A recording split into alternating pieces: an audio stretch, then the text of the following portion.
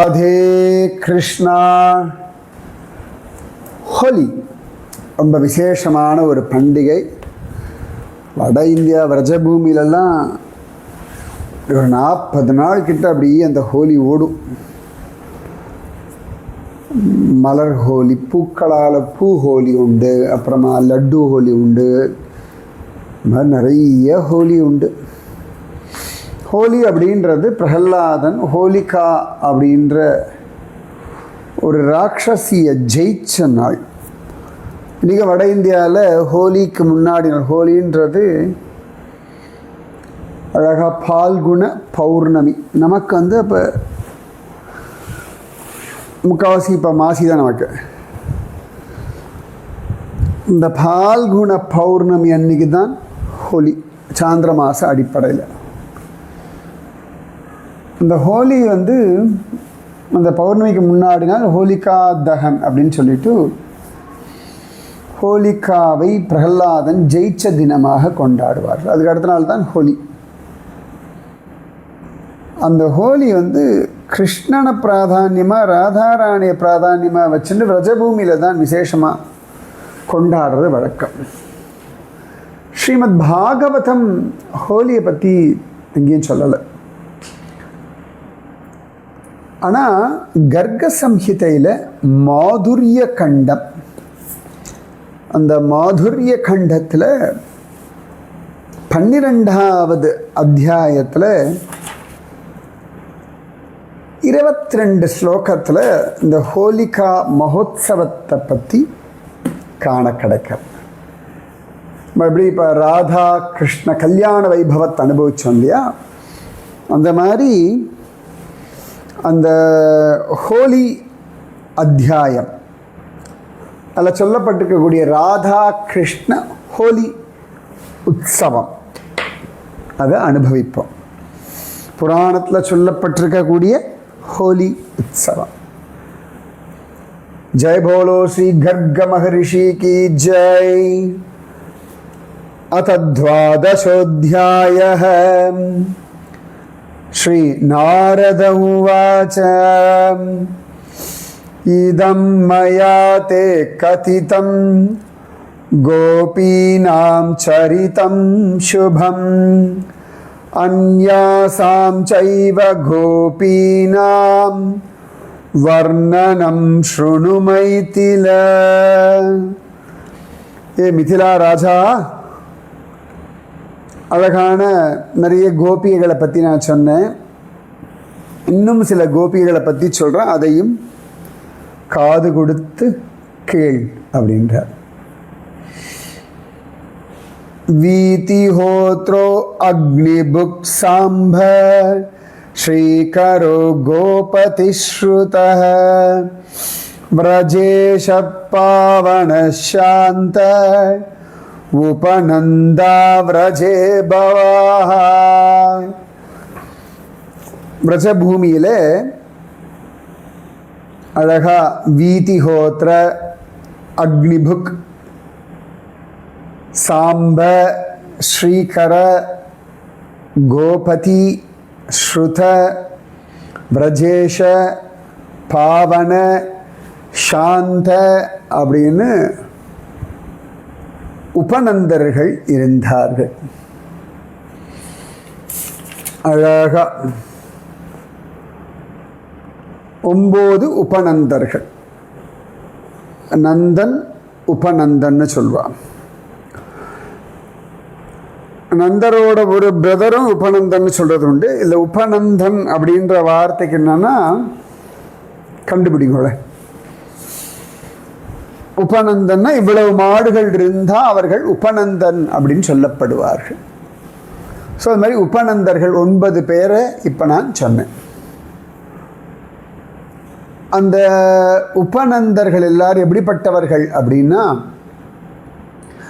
தனவந்தோ ரூபவந்தः புத்திரவந்தோ பகுஸ்ருதாः शीलादिगुण संपन्नाः सर्वे दानपरायणाः. அவள்லாம்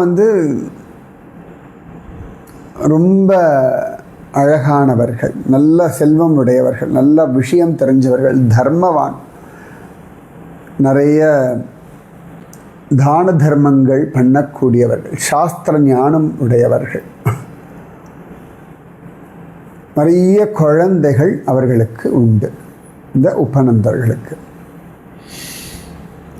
உபநந்தன்னா உடனே நந்தகோபருடைய சகோதரனாக இருக்கணும்னு இல்லை.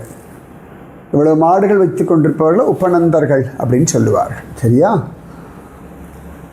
தேஷு கிரகேஷு சஞ்சாதாக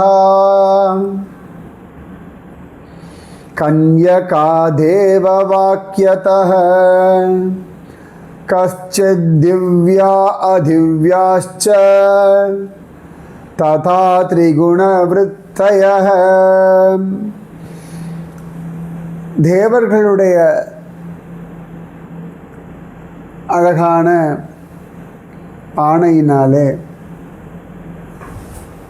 இந்த உபநந்தர்கள் வீட்டில் தோன்றின கன்னிகைகள் சில பேர் தெய்வீகமானவர்கள், சில பேர் சாதாரண மனுஷர்கள், சில பேர் முக்குணங்களை சம்பந்தப்பட்டவர்கள். சாத்வீகம், ராஜசம், தாமசம் எல்லாம் சொல்லுவது அந்த மாதிரி 3 விதமான குணங்கள் உடையவர்கள். இவர்கள்லாம் உபநந்தர்கள் வீட்டிலே பிறந்தார்கள். பூமி கோப்யஸ்ச சம்ஞாதாக புண்யைர் நானாவிதைக் கிருதைஹ ராதிகா சஹசர்யாஸ்தா சக்யோ புவன் விதேஹராட். அவர்கள்லாம் நிறைய புண்ணிய காரியங்கள் பண்ணி பூமியில் கோபிகைகளாக வந்தார்கள். அவங்க எல்லாருமே ராதிகாராணியினுடைய தோழிகளாக ஆகும் பாக்கியம் பெற்றவர்களானார்கள். ஏகதா மாணினிம் ராதாம் தா சர்வா व्रज கோபிகாஹ ஓச்சுர்வீக்ஷ ஹரிம் பிராப்தம் ஹோலிகாயா மகோத்சவே. அவர்களெல்லாம் ஒரு நாள் ராதாராணி இடத்துல வந்தார். ராதாராணி ஊடல்ல கிருஷ்ண இடத்துல கொஞ்சம் கோபமாக இருந்தான். நான் ஒன்றும் அவன்கிட்ட போக மாட்டேன், எனக்கு ஒன்றும் அவனை கண்டுக்க வேண்டாம், அவனுக்கு வேணா என்கிட்ட வரட்டும் அப்படின்னு கோபத்தில் இருந்தான். அப்போ இவர்கள் எல்லாம் ராதாராணி இடத்துல போய் அழகா கண்ணன் ஹோலிகா மகோத்சவத்துக்காக பர்சானா ராதிகா வீட்டு பக்கம் வரான்னு தெரிஞ்சு இவர்கள் எல்லாம் ராதையின் இடத்துல பேசுகிறார்கள். இந்த இடத்துல இருக்கு பார்த்தீங்களா, ஊச்சுர்வீக்ஷ ஹரிம் பிராப்தம் ஹோலிகாயா மகோத்சவே. ஹோலிகா மகோத்சவத்திற்காக கண்ணன் வருவதை கண்டவர்கள். ஸோ இந்த வார்த்தையே இருக்கு, ஹோலிகா மகோத்சவே அப்படின்னு. கோப்ய ஊச்சுஹு ரம்போரு சந்திரவதனே மதுமானிநீஷே ராதே வசசுலலிதம் லலனே ஸ்ருணுத்வம் ஸ்ரீஹோலிகோத்சவ விஹாரமலம் விதாத்தும் ஆயாதி தே புரவனே व्रजभूषणोऽयम्. ஹே ராதே, சந்திரமுகமுடையவளே, ரம்போரு சந்திரவதனே மதுமானிநீஷே, தாமரை வாழை தண்டு போன்ற தொடைகள் உடையவளே, அழகான மதுமானிநீஷே, ராணி தேனி போன்றவளே ராதே, நாங்கள் சொல்கிற வார்த்தை கொஞ்சம் கேளும்மா. ராதே வச்ச சுலலிதம் லலனே ஸ்ருணுத்வம் பிரஜபூஷணோயம், பிரஜத்திற்கு அணிகலனாக விளங்கக்கூடிய இந்த ஸ்ரீஹரி இருக்கான் பாரு, உன்னுடைய பர்சானா விஷபானுபுர வனத்திற்கு வந்திருக்கான். எதுக்கு தெரியுமா?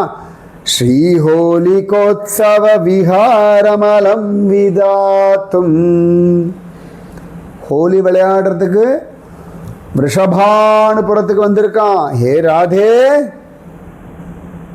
புரியுறதா? அது எப்படி வந்திருக்கான் தெரியுமா?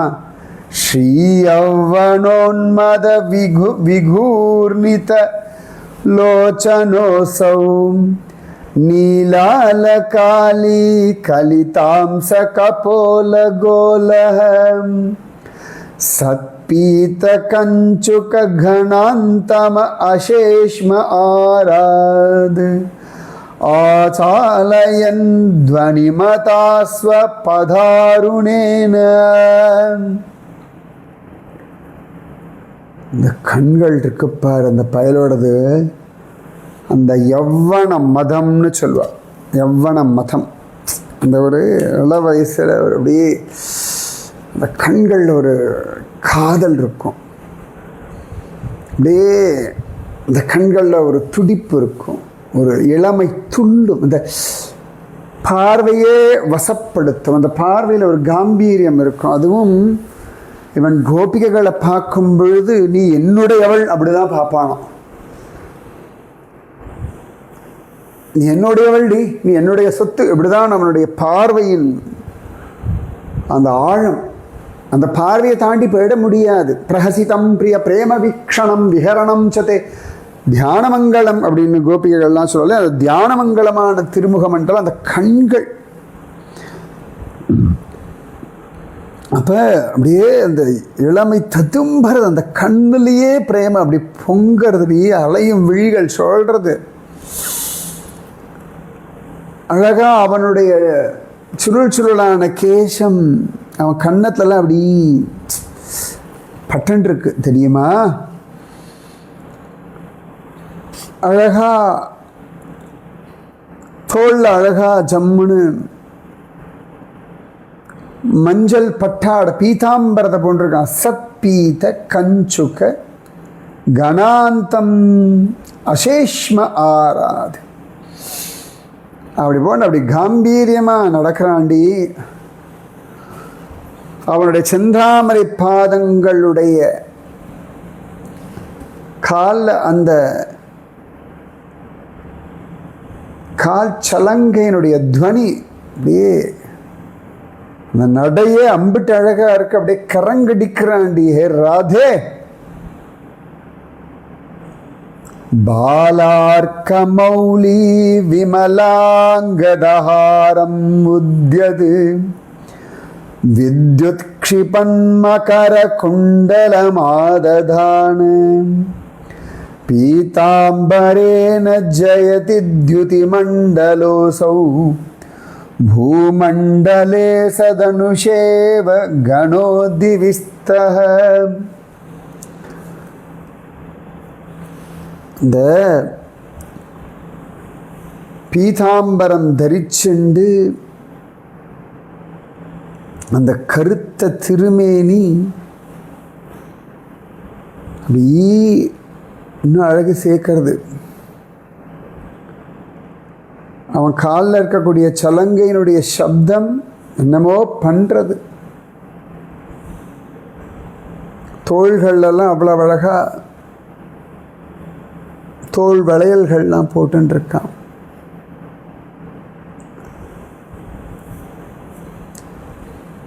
உதிக்கிற சூரியோதயம் போல, உதித்த சூரியன் போல தலைமையில் ஒரு கிரீடம் வச்சுருக்கான்.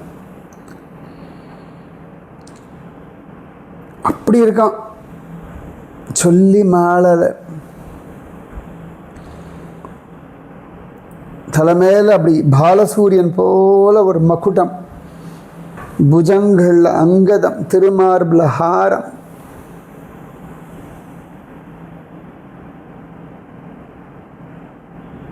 அப்படி இருக்கான். காதுல மகர குண்டலம், மின்னலே வெக்கப்படும்படியான மகர குண்டலத்தை போட்டுன்னு இருக்கான். அமேசிங்காக இருக்கான். ஸ்ப்ளெண்டிட். என்ன மாஸ்குலைன், என்ன ஒரு பேராண்மை தெரியுமா? ஓஹ். ஆபீர குங்கும ரசைச்ச விலிப்த தேகோ ஹஸ்தே கிரஹீத நவசேச்சன யந்திர ஆராத் பிரேக்ஷம் ஸ்தவாஷு சகிவாடம் அதீவராதே த்வத்ராசரங்க ரச கேளிரத ஸ்தித சஹ. உன் கூட ராசம் ஆடணும்னு அப்படியே ஆசை துடிக்க வந்திருக்கான்.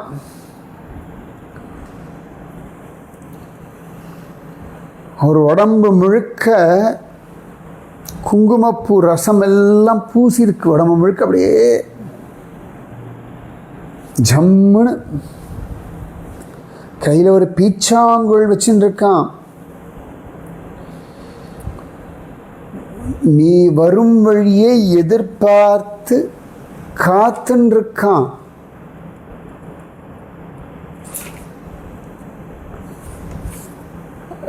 ராச ரங்கத்தில், ரசமய விளையாட்டில் உன்னோட அப்படியே கழிக்கணும்னு, சீக்கிரம் வரணுமே அப்படின்னு ஏங்கண்டு தோ தோ தோ தோ நிற்கிறான். நிர்கச்ச பால்குணமிஷேன விஹாயமானம் தாத்தவ்யம் அத்யசய சக்கில ஹோலிகாயை கர்த்தவ்யமாசு நிஜ மந்திர ரங்கவாரி பாட்டீர பங்க மகரந்த சயம் சதூர்ணம். உன்னுடைய கோபம், வெறுப்பு இதெல்லாம் விட்டுட்டு அழகான இந்த பால்குண மாசத்தினுடைய ஹோலியை கொண்டாடு. அழகா சிவப்பு தண்ணீர், சந்தனம் எல்லாம் எடுத்துக்கோ. நல்லா சந்தனத்தை குழைச்சி எடுத்துக்கோ. இந்த ஹோலியை கொண்டாடணும். விதவிதமான வண்ணம் கலந்த நீர் ரெடி பண்ணிக்கோ, சந்தனச்சே ரெடி பண்ணிக்கோ. இந்த இது இருக்கு இல்லையா, பலாச மரத்தினுடைய பூ, அதையெல்லாம் கரைச்சி அதெல்லாம் ஒரு கலர் வாட்டராக மாற்ற. இப்போ தான் கெமிக்கல். இன்றைக்கும் நேச்சுரல் ஹோலின்னு ஒன்று உண்டு. அதெல்லாம் உடம்புக்கு நல்லது. அதெல்லாம் அதிகமாக எடுத்துக்கோ, தயார் பண்ணு. இந்த ஹோலி உற்சவத்தை கொண்டாடுறதுக்கு நீ தயாராகு. புரியறதா? அழகான ஒரு பால்குண மாசம், இதை விட்டுறக்கூடாது. புரியறதா அப்படின்னு சொல்றா. அப்ப சொல்றா, உத்திஷ்ட கச்ச சஹசா நிஜ மண்டலீபிஹி யத்ராஸ்தி சோபி கில தத்ர மகாமதேத்வம் ஏதாத்ருஷோபி சமயோ ந கதாபி லம்ப்யஹ பிரக்ஷாலிதம் கரதலம் விதிதம் பிரவாஹே. எழுந்துரு. தோழிகளோட போ, ஷாமசுந்தரன் இருக்கிற இடத்துக்கு போ. இந்த மாதிரி ஒரு ஆப்பர்ச்சுனிட்டி திரும்ப கிடைக்காது. ஹோலியினுடைய பண்டிகையில் அழகாக ஜோரா கண்ணனை இந்த கோவத்தெல்லாம் பழி தீத்துடு, அவன் மேலே தண்ணியை கொட்டு, சண்டை போடு, கட்டி அணைச்சிக்கோ, முத்தம் கொடுத்துக்கோ, உன்னோட கோபத்தை அப்படி காட்டு. அவனிடத்தில் உன்னை கொடு, உன்னிடத்தில் அவனை வாங்கிக்கொள். போ. அழகான ஹோலி விளையாட்டில் உன்னுடைய அந்த கோபத்தை அலம்பிக்கொள், கழுவிக்கொள் அப்படின்ற என்ன அழகான வாக்கியம் இல்லை? அத்தனை சிரேஷ்டமான இந்த ஹோலி. ஸோ அழகா இந்த கோபிகைகள்லாம் சொல்லிட்டா. அப்போ அடுத்து என்ன நடந்தது நாளைக்கு சொல்கிறேன். மொத்தமே 21 ஸ்லோகம் தான், ஓகேவா? இப்போ இன்றைக்கி 12 ஸ்லோகம் சொல்லியாச்சு. ஸோ இதெல்லாம் ராதாராணிக்கு சொல்லிட்டா. இப்போ நாம் அடுத்து ராதாராணி என்ன பண்ணான்னு பார்க்கணும். ஸோ ஹோலி மகோத்சவ விஷயமானது கர்க சம்ஹிதையில் மாதுரிய கண்டத்தில் 12வது அத்தியாயத்தில் காண கிடைக்கிறது. ரைட்டா? ராதே கிருஷ்ணா. இது யாரெல்லாம் சொல்கிறான்னா, உபநந்தர்கள் வீட்டில் பிறந்த கோபிகைகள், ராதாராணியினுடைய தோழிகள். ராதாராணியின் இடத்துல வந்து, ஏ ராதே கோபத்தை விடு, அழகாக அலங்காரம் எல்லாம் பண்ணிட்டு இந்த கிச்சாப்பைய விஷபானுபுரத்தில் ஹோலி விளையாடுறதுக்கு வந்திருக்கான், போ கிளம்பு அப்படின்னு சொல்கிறார்கள். ராதே கிருஷ்ணா. எல்லாருக்கும் ஹோலி ஆசீர்வாதங்கள். ராதே ராதே ராதே ராதே ராதே ராதே ராதே ராதே. जय बोलो राधा रानी की जय, जय बोलो राधे कृष्ण भगवान की जय. गोपिका जीवन स्मरणं गोविंदा गोविंदा.